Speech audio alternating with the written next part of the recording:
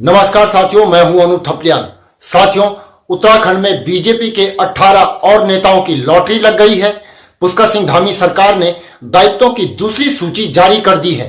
विभिन्न परिषदों, समितियों और बोर्ड में अध्यक्ष और उपाध्यक्ष बनाए गए हैं। मुख्यमंत्री पुष्कर सिंह धामी ने पार्टी के 18 और कार्यकर्ताओं को दायित्व बांट दिए हैं। दायित्वों की यह दूसरी सूची है। इससे पहले सरकार ने बीते दिनों 20 नेताओं को दायित्वों से नवाजा था।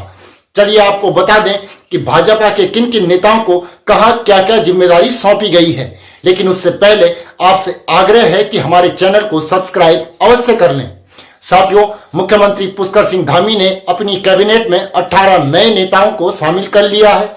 एक बार फिर से धामी सरकार ने दायित्वों की पोटली खोलते हुए अपने 18 निष्ठावान नेताओं को, जो लंबे समय से दायित्व बंटवारे का इंतजार कर रहे थे, दायित्व सौंप दिए हैं। इससे पहले बीती 1 अप्रैल को सीएम धामी ने 20 नेताओं को दायित्व सौंपे थे। वहीं मुख्यमंत्री ने 1 हफ्ते के अंदर दूसरी बार दायित्व बंटवारे की लिस्ट जारी कर दी है। सूचना महानिदेशक बंशीधर तिवारी ने इसकी जानकारी दी और बताया, इससे प्रदेश की जन कल्याणकारी योजनाओं के क्रियान्वयन में तेजी आएगी, साथ ही उनके प्रभावी नेतृत्व में मदद मिलेगी।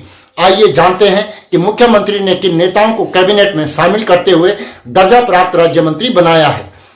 सूची में सबसे पहला नाम बलबीर घुनियाल का है, जिन्हें जड़ी बूटी सलाहकार समिति का उपाध्यक्ष बनाया गया है। वहीं भुवन विक्रम डबराल को समिति में उपाध्यक्ष की जिम्मेदारी सौंपी गई है। इसके अलावा सुरेंद्र मोघा को उत्तराखंड पशु कल्याण बोर्ड में उपाध्यक्ष, सुभाष बड़थाल को राज्य निर्माण आंदोलनकारी सम्मान परिषद का उपाध्यक्ष बनाया गया है।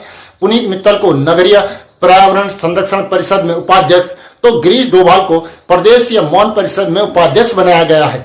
गीताराम गौड़ को उत्तराखंड जनजाति सलाहकार परिषद का उपाध्यक्ष, जयपाल को उत्तराखंड राज्य उच्च शिक्षा उन्नयन समिति में उपाध्यक्ष बनाया गया है। देशराज कर्णवाल को समाज कल्याण योजना एवं अनुसरवण समिति में उपाध्यक्ष बनाया गया है। अजीत चौधरी को उत्तराखंड राज्य किसान आयोग में उपाध्यक्ष, तो प्रताप सिंह पंवार को राज्य औषधीय बोर्ड में उपाध्यक्ष बनाया गया है। जगत सिंह चौहान को राज्य स्तरीय लघु सिंचाई सलाहकार समिति में उपाध्यक्ष बनाया गया है। गीता रावत को राज्य स्तरीय सतर्कता समिति में अध्यक्ष, तो शंकर कोरंगा को राज्य स्तरीय जलागम परिषद में उपाध्यक्ष बनाया गया है। महेश्वर सिंह मेहरा को चाय विकास सलाहकार परिषद का उपाध्यक्ष, तो सरदार मंजीत सिंह को प्रदेश स्तरीय गन्ना विकास, नवीन वर्मा को वरिष्ठ नागरिक कल्याण परिषद का उपाध्यक्ष, अशोक नोवाल को उत्तराखंड जनजाति सलाहकार परिषद में उपाध्यक्ष पद की जिम्मेदारी सौंप दी गई है। दायित्वधारियों की दूसरी सूची जारी होने पर कई अन्य नेताओं में नाराजगी भी है, जो कि लंबे समय से बंटवारे का इंतजार कर रहे थे, लेकिन संगठन द्वारा उन्हें इस बार भी मौका नहीं दिया गया। वहीं दूसरी ओर जिन नेताओं को दायित्व सौंपे गए हैं, उनकी बाँछें खिल गई हैं। सरकार इन नेताओं को हर महीने लाखों रुपए बतौर सैलरी देती। आइए एक नजर डालते हैं धामी सरकार के दायित्वधारियों को मिलने वाली सैलरी के साथ क्या कुछ सुविधाएं मिलने वाली हैं। पिछली सरकारों में एक दायित्वधारी को 45,000 का मासिक मानदेय मिलता था, जिसे साल 2023 में धामी सरकार ने बढ़ा दिया था। शासन में मिली जानकारी के मुताबिक मौजूदा समय में उत्तराखंड में एक दायित्वधारी को 80,000 रुपये हर महीने मिल रहे हैं। इसके अतिरिक्त भी सरकार उन्हें कई और सुविधाएं देती है।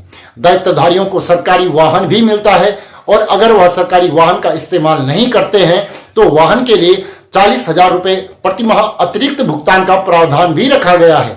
अगर सरकारी आवास उन्हें नहीं मिलता है तो उसकी एवज में 25,000 रुपये और कार्यालय भत्ते के रूप में 10,000 रुपये प्रति माह दिए जाते हैं।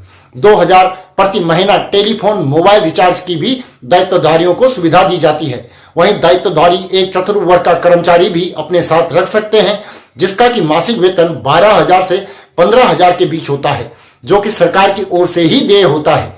ऐसे में आप समझ ही गए होंगे कि आखिर क्यों पार्टी के नेता लंबे समय से दायित्व के बंटवारे के इंतजार में बैठे हुए थे। सरकार दायित्वधारियों को हर महीने लाखों रुपए की सुविधाएं तो दे ही रही है। अब देखना यह होगा कि नेता अपनी जिम्मेदारियों का निर्वहन पूरी निष्ठा के साथ करते हैं या फिर नहीं। वहीं दायित्वधारियों के बंटवारे के बाद अब धामी सरकार में मंत्रिमंडल विस्तार पर भी सबकी निगाहें टिकी हुई हैं। तो साथियों, इस पर अपनी राय हमें कमेंट करके जरूर बताएं। हमारे चैनल को अवश्य सब्सक्राइब भी कर लें, वीडियो को लाइक और शेयर करें।